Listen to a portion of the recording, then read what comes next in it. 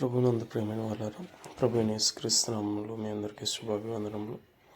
ఈ ఉదయకాలంలో కలువరి కృపాసనం మీదకు మిమ్మల్ని ఆహ్వానించుచున్నాను. నిర్గమకాండము 11వ అధ్యాయము 3వ వచనము.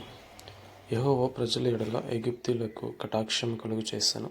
అది కాక ఐగుప్తు దేశంలో మోషే అను మనుష్యుడు ఫరో సేవకుల దృష్టికిని ప్రజల దృష్టికిని మిక్కిలి గొప్పవాడాయను.